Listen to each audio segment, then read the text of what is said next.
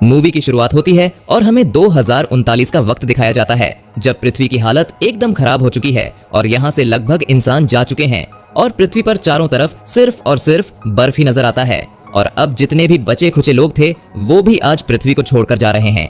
जितने भी लोग यहाँ पर रुके थे वो सारे के सारे वैज्ञानिक थे और इन सबके दिल में एक छोटी सी उम्मीद थी, इसलिए ये पृथ्वी पर रुके थे कि कहीं पृथ्वी की हालत ठीक हो जाए।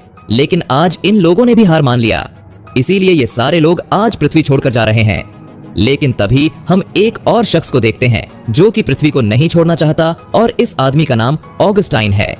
और ये भी एक कमाल के वैज्ञानिक हैं और अभी इनकी जिंदगी का आखिरी वक्त चल रहा है क्योंकि इन्हें कैंसर है और इसलिए ऑगस्टीन पृथ्वी को नहीं छोड़ना चाहते। वो अपना अंतिम समय यहीं बिताना चाहते हैं और उसे लगता है कि वो अपनी जिंदगी अकेले बिता सकते हैं क्योंकि वो अपना इलाज खुद करते हैं और ये पहले बहुत अमीर थे, इसलिए इनके पास चीजों की कमी नहीं है। इसीलिए ऑगस्टाइन ने फैसला किया है कि वो पृथ्वी पर ही रहेंगे और अपनी अंतिम सांस यहीं पर लेंगे। फिर समय ऐसे ही बीतता जाता है और ऑगस्टाइन अपनी जिंदगी ऐसे ही अकेले बिताते हैं और बीच बीच में उनकी जिंदगी की कुछ झलकियां हमें दिखाई जाती हैं। और हमें देखने को मिलता है कि जब ऑगस्टीन जवान थे तो उनके अंदर कितना जोश था और वो इंसानियत के लिए बहुत कुछ करना चाहते थे क्योंकि उन्हें शायद कहीं ना कहीं इस बात का अंदेशा था कि पृथ्वी की हालत एक दिन बहुत ही ज्यादा खराब होने वाली है और हालत इतनी खराब हो जाएगी कि इंसान यहाँ पर रह भी नहीं पाएंगे। इसीलिए वो दिन रात इसी चीज के खोज में लगे रहते थे कि पृथ्वी के अलावा दूसरा कौन सा प्लेनेट है जहां पर इंसान रह सकते हैं और कुछ वक्त के बाद उन्हें वो जगह मिल भी जाती है। ऑगस्टीन एक बड़ा सा इवेंट करते हैं और वहां पर इस चीज का खुलासा करते हैं कि कई साल की मेहनत के बाद उन्होंने उस प्लेनेट को ढूंढ निकाला है जहां पर इंसान रह सकते हैं। उस प्लेनेट का नाम K23 होता है और इसी इवेंट के दौरान ऑगस्टीन की मुलाकात होती है एक लड़की से जिसका नाम है जीन। और जीन देखने में बहुत ही खूबसूरत थी, इसीलिए ऑगस्टीन को उससे पहली नजर में ही प्यार हो गया और वक्त के साथ साथ दोनों की नजदीकियां बढ़ती गईं और एक वक्त के बाद दोनों ने शादी की और शादी के थोड़े समय के बाद जीन प्रेग्नेंट हो गई। और इसी बीच जीन को एहसास हुआ कि ऑगस्टीन के लिए अगर कोई चीज सबसे ज्यादा मायने रखती है तो वो है उसका रिसर्च। ऑगस्टीन दिन भर अपने काम में लगा रहता है और उसे इस बात का एहसास भी नहीं है कि उसकी एक वाइफ है जो कि प्रेग्नेंट है। इसीलिए धीरे धीरे जीन को लगता है कि वो ऑगस्टीन से अलग होती जा रही है और इसी तरह धीरे धीरे उनकी दूरियां बढ़ने लगती हैं। और एक वक्त के बाद जीन फैसला करती है कि अब वो दोनों एक साथ नहीं रह सकते, यही उन दोनों के लिए अच्छा है, इसीलिए वो ऑगस्टीन को छोड़कर चली जाती है। फिर कहानी आती है प्रेजेंट समय में और हम ऑगस्टीन को देखते हैं। उसे एक नोटिफिकेशन मिलता है कि अगले 11 घंटे में उसे एक स्पेसशिप कांटेक्ट करने वाला है। फिर हम उस स्पेसशिप को देखते हैं जिन्होंने ऑगस्टीन से कांटेक्ट करने की कोशिश की है और इस स्पेसशिप में हम 5 लोगों को देखते हैं और ये सारे लोग K23 प्लैनेट से आ रहे हैं, जिस प्लैनेट को ऑगस्टीन ने खोजा था। और आज से 6 साल पहले ऑगस्टीन की कंपनी ने इन सारे लोगों को K23 प्लैनेट पर भेजा था ताकि ये लोग जाएं और वहां पर रिसर्च करें कि क्या वहां पर जिंदगी सच में पॉसिबल है। अब इन लोगों का रिसर्च खत्म हो गया है और वो अब पृथ्वी की तरफ वापसी कर रहे हैं। लेकिन इन लोगों को ये बात पता नहीं है कि पृथ्वी के हालात अब जरूरत से ज्यादा खराब हो चुके हैं और वहां पर जिंदगी बिताना मुश्किल ही नहीं नामुमकिन है। इसीलिए अब ये ऑगस्टीन की जिम्मेदारी है कि वो इन लोगों को इस बारे में बताएं और इन्हें पृथ्वी पर आने से रोके। तबीयत खराब होने की वजह से ऑगस्टीन को कुछ याद नहीं रहता। वो उस स्पेसशिप के बारे में सारी जानकारी इकट्ठा कर रहे हैं कि उस स्पेसशिप पर आखिर कौन कौन है। और फाइनली उन्हें सारी चीजें याद आ जाती हैं कि इस स्पेसशिप को उनकी ही कंपनी ने भेजा था। फिर हम उस स्पेसशिप को देखते हैं। यहाँ हमें 5 लोगों के बारे में पता चलता है। इस स्पेसशिप की सबसे मुख्य सदस्य सली है और फिर हैं कमांडर एडी और इनके अलावा 3 और क्रू मेंबर हैं यहाँ पर। और ये सारे लोग पिछले बहुत वक्त से पृथ्वी पर कांटेक्ट करने की कोशिश कर रहे थे लेकिन इनका कांटेक्ट नहीं हो पा रहा था। इधर अचानक ऑगस्टीन के किचन में आग लग जाती है। भागता हुआ ऑगस्टीन वहां पहुंचता है और आग बुझा देता है, लेकिन तभी उसकी नजर पड़ती है छोटी सी बच्ची पर और इस बच्ची को देखने के बाद वो घबरा जाता है। वो समझ नहीं पाता है कि आखिर ये बच्ची यहाँ पर आई कैसे।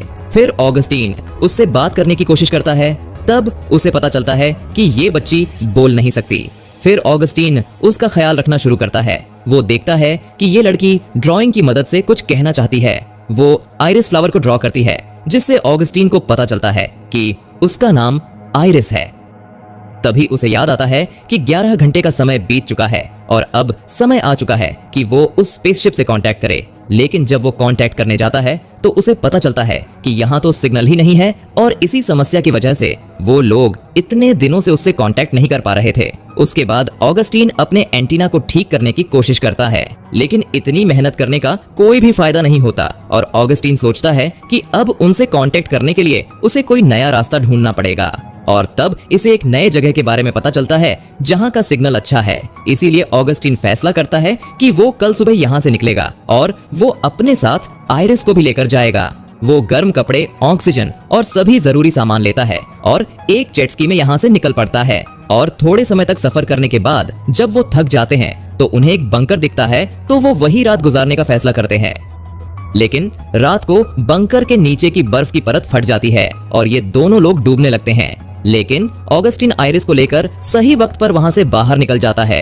ये दोनों तो बाहर आ जाते हैं, लेकिन उनका जेट स्की और सारा जरूरी सामान वहां पर डूब जाता है। अब इनके पास सिर्फ एक ही रास्ता होता है कि ये बाकी का सफर पैदल तय करें। इसलिए ये लोग पैदल ही चलना शुरू कर देते हैं।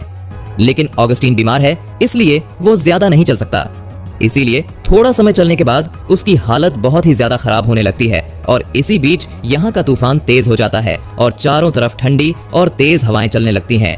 इसीलिए आसपास भी देखना मुश्किल हो जाता है और इसी बीच ऑगस्टीन से आइरिस का हाथ छूट जाता है और आइरिस गायब हो जाती है। ऑगस्टीन को वो नहीं मिलती तो वो बहुत ही ज्यादा परेशान हो जाता है और गिव अप करके वही लेट जाता है। फिर उसे अपनी बीवी का विजन दिखाई देता है, लेकिन बाद में वो रियलाइज करता है कि वो आइरिस है। उसके बाद दोनों फिर से चलना शुरू कर देते हैं और थोड़े समय के बाद ये लोग उस जगह पर पहुंच जाते हैं। फिर हम देखते हैं कि स्पेसशिप में सारे लोगों को पता चलता है कि वो रास्ता भटक चुके हैं और वो किसी गलत दिशा में जा रहे हैं। फिर ये सारे लोग मिलकर एक अलग रास्ते को चुनने का फैसला करते हैं, लेकिन इस रास्ते के बारे में किसी को कोई भी जानकारी नहीं है, इसलिए ये रास्ता रिस्की था। लेकिन फिर भी वो इस रास्ते को चुनते हैं। तभी हम फिर से ऑगस्टीन को देखते हैं और को स्पेसशिप से कांटेक्ट कर पाता है। सली और ऑगस्टीन के बीच बातें होनी शुरू हो जाती है, लेकिन जैसे ही ऑगस्टीन पृथ्वी के कंडीशन के बारे में कुछ बताने वाला होता है, तभी उनकी स्पेसशिप एस्टेरॉइड से टकरा जाती है और एक बार फिर से उनका कनेक्शन टूट जाता है। एस्टेरॉइड्स के टकराने से उनका कम्युनिकेशन सिस्टम खराब हो गया था, इसलिए वो डिसाइड करते हैं कि वो बाहर जाकर इसे ठीक करेंगे। सली, माया और एडी बाहर जाते हैं। सब कुछ सही जाता है। वो लोग कम्युनिकेशन सिस्टम भी ठीक कर देते हैं और फिर अंदर जाने लगते हैं। लेकिन तभी अचानक एस्टेरॉइड्स उनसे एक बार फिर टकरा जाता है। एस्टेरॉइड्स के जाने के बाद भी सब सही सलामत बच जाते हैं, लेकिन माया देखती है कि खून के कुछ बूंद उसके हेलमेट के अंदर फ्लोट हो रहे हैं। सली और एडी उसे जल्दी से अंदर लेकर जाते हैं। जैसे ही वो माया का हेलमेट निकालते हैं, बहुत सारा खून उसके सूट से बाहर निकलकर फ्लोट करने लगता है। माया काफी डर जाती है। वो लोग उसका इलाज करने की कोशिश करते हैं, लेकिन माया वहीं अपना दम तोड़ देती है, जिससे सारे लोग बहुत ही ज्यादा निराश हो जाते हैं। और तभी उन्हें धरती दिखाई देती है। धरती का हालत देखकर उनके होश उड़ जाते हैं। लेकिन थोड़े समय के बाद सली वापस ऑगस्टीन को कांटेक्ट करती है। ऑगस्टीन उन्हें सारी बातें बताता है कि पृथ्वी अब खतरे से खाली नहीं है और यहाँ से सारे इंसान जा चुके हैं, इसीलिए तुम लोगों को वापस K-23 प्लैनेट पर जाना चाहिए। ये सारी बातें जानने के बाद सभी एक बार फिर से परेशान हो जाते हैं, लेकिन K-23 पर वापस जाने की बात से टॉम राजी नहीं होता। उसे जानना है कि उसके फैमिली के साथ क्या हुआ। वो कैप्टन एडी से परमिशन मांगता है कि वो री एंट्री पॉड को लेकर धरती पर जाना चाहता है और अपने बीवी बच्चों को ढूंढना चाहता है। एडी भी उसे परमिशन दे देता है। तब मिचेल भी टॉम के पास आता है और उसे कहता है कि वो भी अपनी फैमिली को ढूंढने उसके साथ धरती पर आना चाहता है। टॉम और मिचेल सली और एडी को अलविदा कहकर री एंट्री पॉड से धरती की ओर बढ़ जाते हैं। उसके बाद सली फिर से ऑगस्टीन से बात करती है और कहती है कि ये उसकी जिंदगी का सबसे बड़ा दिन है कि वो ऑगस्टीन से बात कर रही है, क्योंकि वो ऑगस्टीन को हमेशा से अपना आइडल मानती रही है और आज अगर वो ये काम कर रही है तो वो सिर्फ ऑगस्टीन के कारण। वो ऑगस्टीन से इंस्पायर होकर ही एक एस्ट्रोनॉट बनी थी। फिर बातों ही बातों में सली अपने माँ के बारे में बताती है और कहती है कि मेरी माँ का नाम जीन था और वो भी आपको बहुत पसंद करती थी और वो हमेशा ही आपके बारे में बातें किया करती थी। ये सब सुनने के बाद ऑगस्टीन शॉक हो जाता है। वो समझ जाता है कि सली उसकी ही बेटी है। वो उससे उसका नाम पूछता है तो वो कहती है कि मुझे सभी प्यार से सली कहते हैं, लेकिन मेरा असली नाम आइरिस है। आइरिस नाम सुनने के बाद उसे वो छोटी बच्ची याद आती है और फिर ऑगस्टीन भागता हुआ उस बच्ची के पास पहुंचता है तो देखता है कि वहां पर कोई बच्ची है ही नहीं। यहाँ हमें पता चलता है कि आइरिस नाम की कोई बच्ची कभी यहाँ थी ही नहीं। ये सिर्फ ऑगस्टीन की कल्पना थी, लेकिन यहाँ पर ऑगस्टीन आइरिस को ये नहीं बताता कि वही उसका पिता है, क्योंकि वो जानता है कि अगर उसने बता दिया तो आइरिस उसे लेने के लिए वापस पृथ्वी पर आ जाएगी। ऑगस्टीन आइरिस से पूछता है कि K-23 देखने में कैसा है। फिर आइरिस K-23 को अच्छे से डिस्क्राइब करती है और आइरिस की आवाज में K-23 के बारे में सुनकर ऑगस्टीन बहुत खुश होता है और फिर वो उन्हें जाने के लिए कहता है।